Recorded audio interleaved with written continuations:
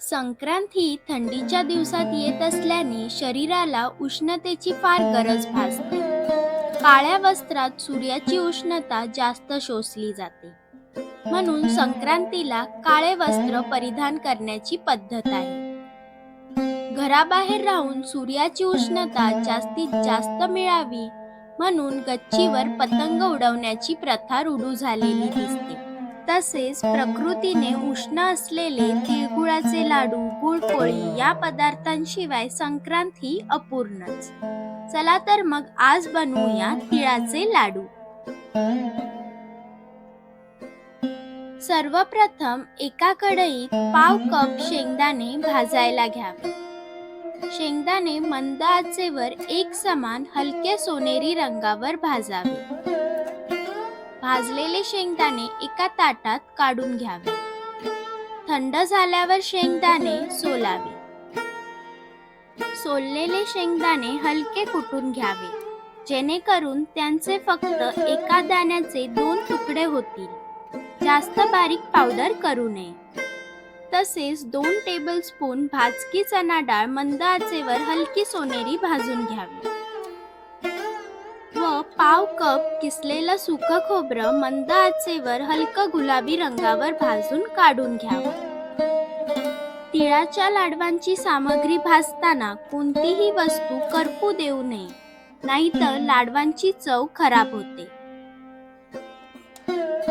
तिळाचे लाडू बनवताना जितके तीळ आहेत तितकाच गूळ वापरावा.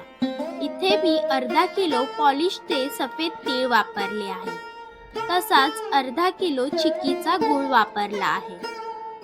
एका कढईत अर्धा किलो पॉलिशवाले सफेद तीळ घ्यावे. मंद आचेवर तीळ हलके गुलाबी रंगावर छान परतून घ्यावे.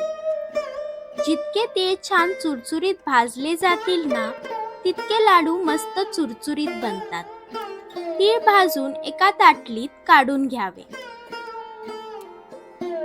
मंद आचेवरच तीळ भाजावे. आच मोठी करून तीळ भाजू नये, नाहीतर तीळ करपले जाते.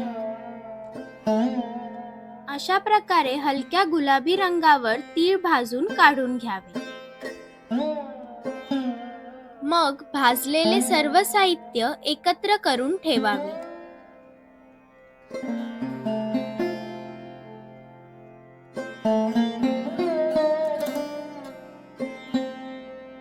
दुसरीकडे एका जाडबुडाच्या कढईत अर्धा किलो चिक्कीचा गूळ घ्यावा.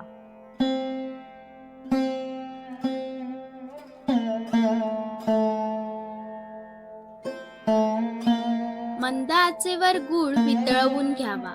गुळातील खडे मोडून गूळ पूर्णपणे वितळवून घ्यावा. गूळ सतत हलवत वितळवावा, नाहीतर गूळ जळेल. यात अजिबात पाणी घालायचे नाही. गूळ चांगला पातळ होईपर्यंत वितळवावा. गूळ जास्त शिजवू नये, नाहीतर लाडू कडक होतात. गूळ एकदा का वितळून पातळ झाला की त्यात तिळाचे मिश्रण घालावे.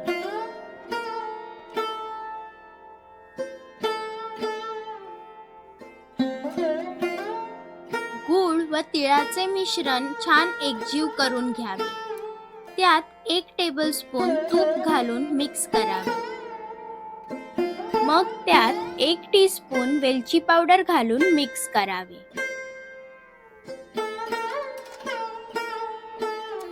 सर्व छान एकजीव झाले की गॅस बंद करावा.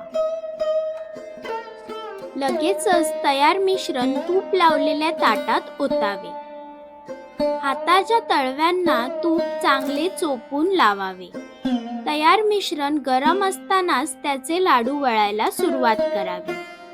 थोडे हाताला हलके चटके बसतात, परंतु तूप हाताला लावले तर थोडे कमी जाणवतात.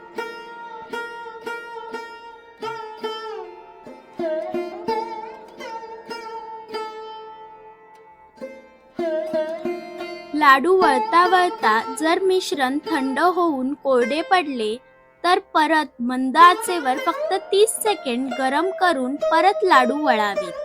लाडू वळून झाले की एका घट्ट हवाबंद झाकणाच्या डब्यात भरून ठेवावे. तिळाचे लाडू तयार आहेत. तिळगुळ घ्या आणि गोड गोड बोला.